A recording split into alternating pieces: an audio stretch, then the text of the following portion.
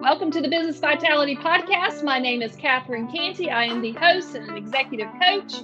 I work with teams, individuals, and leaders to help create measured leadership change. We do that using practical applications, and our clients are creating 100% measured results as seen by those around them. Not necessarily what I think or what they think, but what the other people are seeing. And they are being recognized for the hard work that they're doing. If you're interested in learning more about some of the work that we're doing, you can learn more at catherinecantey.com. I would love for you to subscribe to this show, to Business Vitality. This is my way to continue to pay it forward and share business best practices. Stay tuned and listen to the interview. Thanks for being here. Mané Bailey, you are the founder of Station Road, found on the web at stationroad.com. Thank you so much for joining us. Thank you for inviting me. This is exciting. I enjoyed our little pre-chat before, and I've got even more questions than what I had started with. So this should be a lot of fun. Do you mind just sharing at a high level, what does Station Road do? Station Road is a consulting agency and a creative agency that is attached to it. Our main focus is providing women with access to knowledge, information, and quality service when it comes to business development, to kind of like even out the scales when it comes to access to resources. I love it. And so when we were talking before, you've got an incredible background of experience. You were in corporate for a number of years. You shared with me that you worked for a technology company, a mining company. Can you kind of talk about that corporate experience before we jump into what it is that you're doing right now? Because I think that plays into the foundation of it all. So I wouldn't say I've worked in corporate. I would say I have worked with corporations. I have been in a consulting position for the past decade. I started at the human resources boutique consulting agency. So there was a lot of work around reorganization and job evaluation and things of that sort. We helped with a merger and acquisition of an insurance company, which resulted in major changes happening in people's life. And that was my first experience firing people, which was very uncomfortable, especially at a younger age. I have worked with companies internationally. I have had clients in Singapore, Russia, Armenia, Georgia, Germany, Qatar, and other countries as well. We have worked both from smaller solopreneurs, freelancers, agency owners in a digital scale, to companies like major mining companies with 1,300 employees, or on projects like merger and acquisition of an IT company. So that's the background that I come from. So you were doing this in Armenia, is that right? That's where I started. Yes. Yeah. And then you came to America 5 years ago. Yeah, talk about what that was like and how easy you transitioned, or what did you do as a result of it? This is pretty cool. So the transition was, I think I was lucky that I knew the language, because in Armenia we teach English from the first grade. So it was easy for me to adjust when it comes to the language barrier. But at the same time, what I came to realize here in the US is that the education that you have outside of the country, the experience that you have outside of the country, is not always valued. So I started looking for jobs, and I ended up having 2 degrees and all this experience behind me. And all I was getting offered was admin jobs for $15 to $16 an hour. So I decided that if there was no space for me to go, I'm going to create my own space. And that's when I started my first business, Ivy Entertains.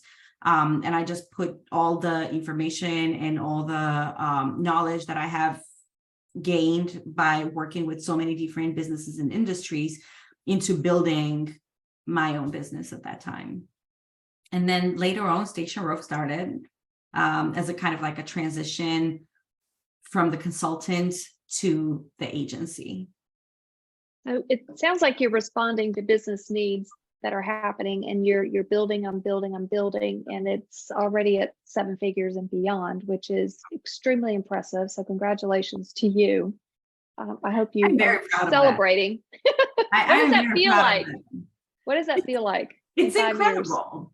I think there are two things I'm going to say. A, it's incredible because coming from an immigrant, I think we are conditioned to think that there's a limit to what we can accomplish.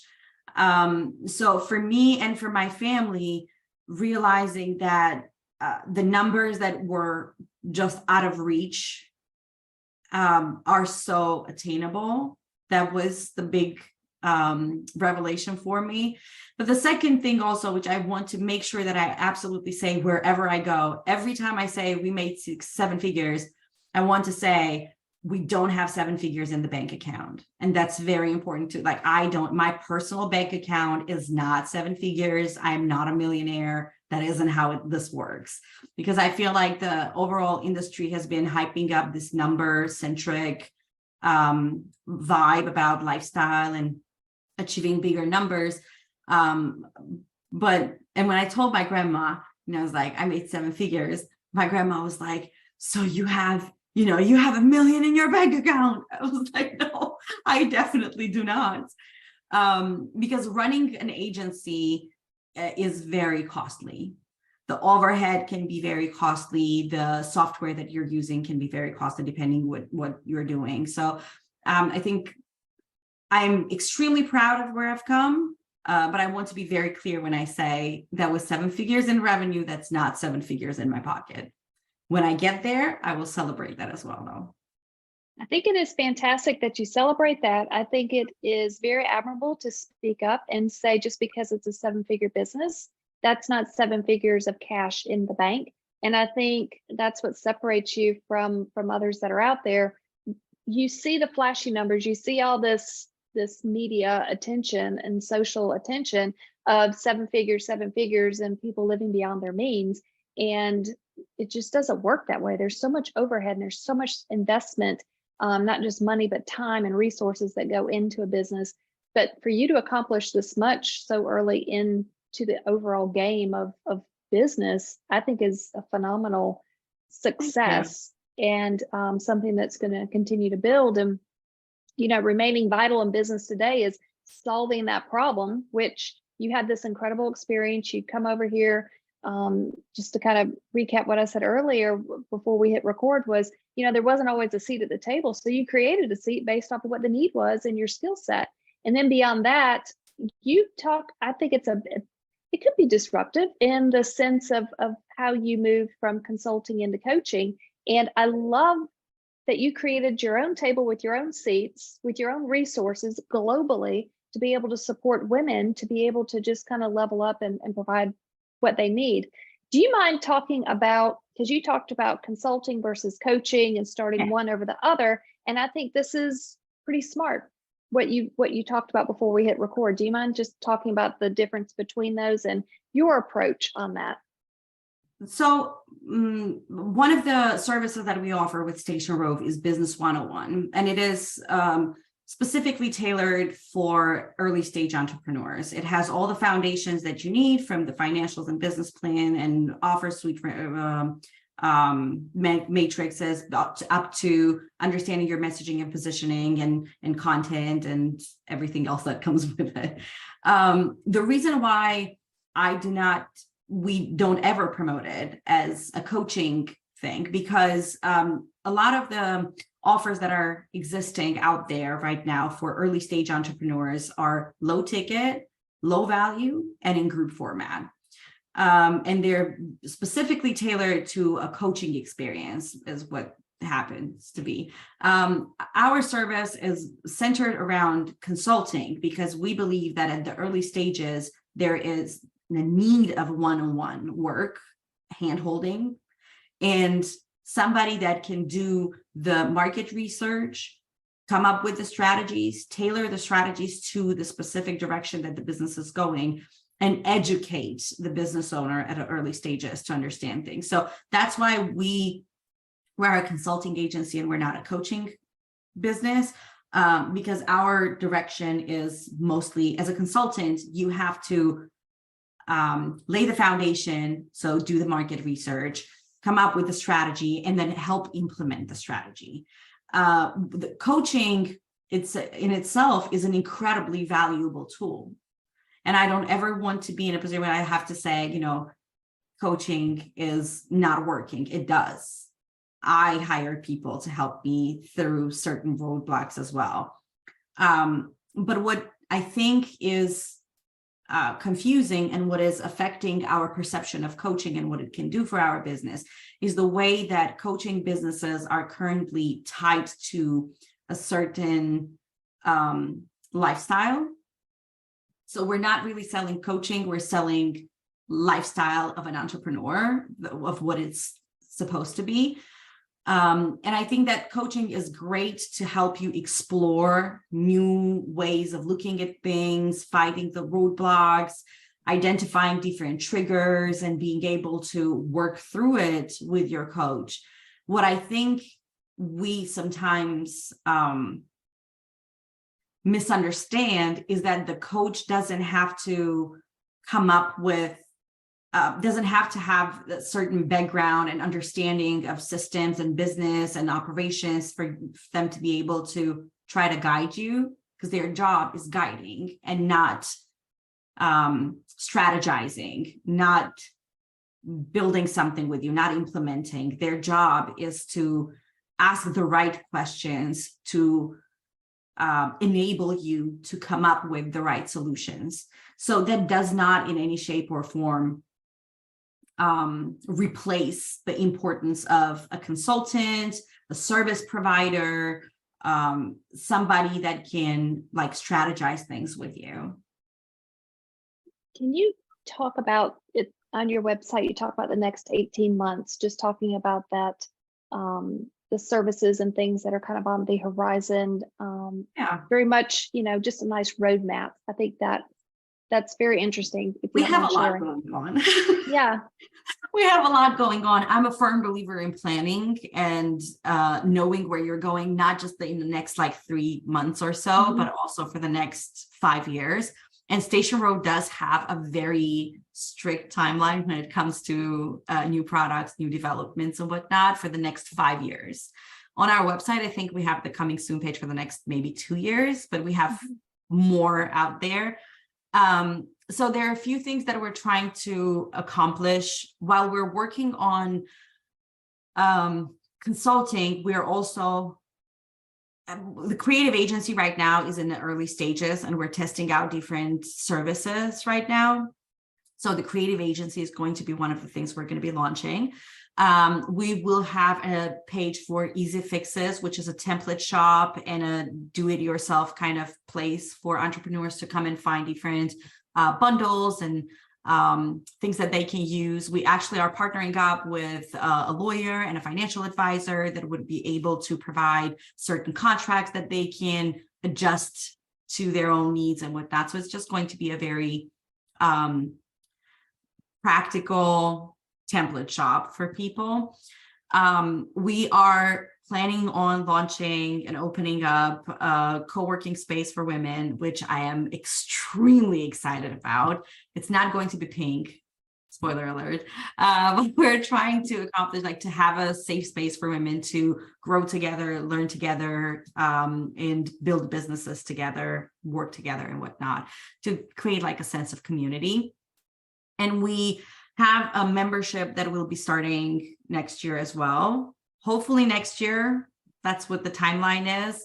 But what I will add is that even though we have a very strict plan of what's going to happen, what 2022 has taught me is that whatever you plan, things might happen.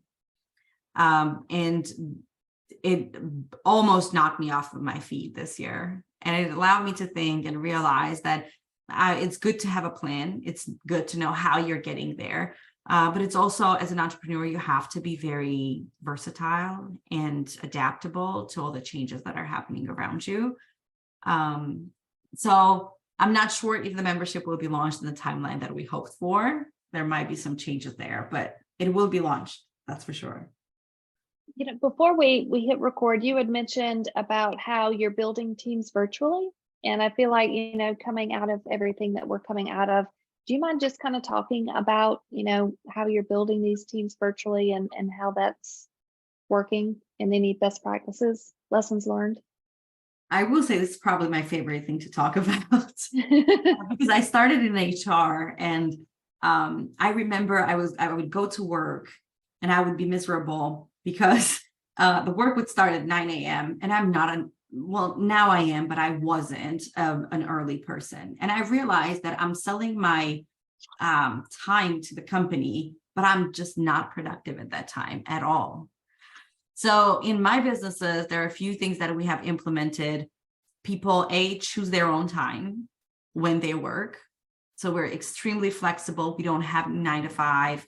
Our business don't operate at a certain hours. That's one. Another thing that we do is having a certain time blocks that are office hours for the team. It's not necessarily something that we do. It's like a collaborative work. We just get on Zoom, turn it on, turn some music on, and just work. And if we have any questions, we can ask each other while we're at it. Another thing we have is different corporate parties that we do virtually, and we have really cool parties. Honestly, we have we created vision boards together. We had a magician come to our party. We had a DJ that performed for the whole team for like 4 hours, and we would just dance, everybody in their own home. So we're trying to get more engagement through more social experiences with our team. Another thing that we have tried that has really helped us was setting certain expectations about the work and gaining feedback from people on a quarterly basis, as in any corporations. But we do have one-on-one calls on a monthly basis to figure out what they're going through, if everything is okay. There is a bot that we have onboarded on Slack to help us keep each other in the loop about different things. And it reminds us to send a Friday selfie to each other and things of that sort. And another thing, which I think is like talks about the values that we have. We don't have strict policy about holidays, how many days you can have, whatnot. We're very flexible when it comes to anything in business. You don't have to tell us if you need to go to bank or a hospital for a doctor's checkup. We're trying to keep it as flexible as possible, with the expectation, though, that the work is going to be done. And virtually, I think this kind of sense of community and all of us working in the same direction has helped us increasingly, especially this year. We had a whole day when I was just presenting where we're going, what kind of goals we have as a company, what kind of projects we're trying to achieve, what development I'm expecting from different team members, and what they're expecting from each other as well. So it just has been an interesting experience in general, building teams virtually. I think that everybody's learning from building teams virtually, like day by day, minute by minute. Yep. And hopefully it's going to get better and better this year as we get into this year. You mentioned that you have something that's coming up in the springtime around March, and I was hoping that you might be able to share that with everybody. So March and September are huge months. I am a kid in my heart. I absolutely love my birthday. I celebrated it with a big bang, and I hopefully will be happy to celebrate it for the rest of my life. But for March 20th is my birthday. And for that birthday, in general, Station Rove, as a commitment to our values and to make sure that we do what we say that we're going to do, we have a scholarship process. So any woman that is building a business and is in need of help can go on the website, it's on our About page, and fill out an application to get scholarship on our end. We give out power hour sessions, we give out free mentorship calls, we give 50 to 80% discounts on our major services and consulting packages. So for March we are going to have 5 free calls that will be given out to women in business. So if you are someone, or if you know someone that is that would be in need of support, but might not be able to afford the support that they need, let them go to stationroad.com/about, and there would be the application form for them to fill out. This is awesome. I really appreciate this. If somebody wants to keep learning and keep, just watching what you're doing, what's the best way for somebody to keep learning from you? So we have on Instagram, you can find station.rove. That's where the business content will be. Or you can find me at Ask Mané Bailey. Ask Mané Bailey. And when you get there, you're going to see not just business content, but business content as well. But there's also a place for me and my little one, my toddler, roaming around and trying to find balance between the personal and business. It's life, isn't it? It is. It is. And I have grown to love that, to be honest. I was on a negotiation call with a huge company, and I tell this story to everybody that will listen.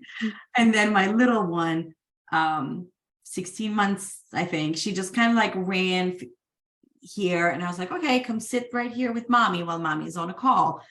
And I'm continuing to give my presentation and pitching and what's going to happen, blah, blah, blah. Then my daughter goes in, pulls her hand in my bra, takes out my breast and starts feeding. And I was just so embarrassed. I'm like, I'm so sorry. I need to turn my video off because she just, kids don't care. And I was like, I'm absolutely devastated. I'm so sorry. And what they said, they were like, oh no, we're fine. We're okay. It's 2020 has humanized all of us. It made us understand that those gray suits, high heels, makeup all the time, and smiley face all the time, that isn't working. We're not robots. We cannot be a certain way all the time. And I'm grateful that my daughter is a part of this. And this is a story I'm going to be very happily telling one day from the TED stage, and be very excited to share that the deal went through. And they did go through with us, even though my daughter was snacking in the middle of the negotiation. Mané, thank you so much. Mané Bailey, you are the founder of Station Rove, found on the web at stationrove.com. Thank you so much for joining us. Thank you too for having me. It's a very, I'm always happy to have a great conversation about entrepreneurship, especially when it just flows on its own. Wonderful. Thank you. Thanks for listening to the episode. If you like it, please subscribe, share this episode or this show with other people around you. The greatest form of a compliment is a referral. I really appreciate them. And if you think that you want to learn more about some of the work we're doing, I encourage you to reach out to CatherineCantey.com. You can schedule a call or just continue to read articles and information that we post out there. Thank you so much for being here.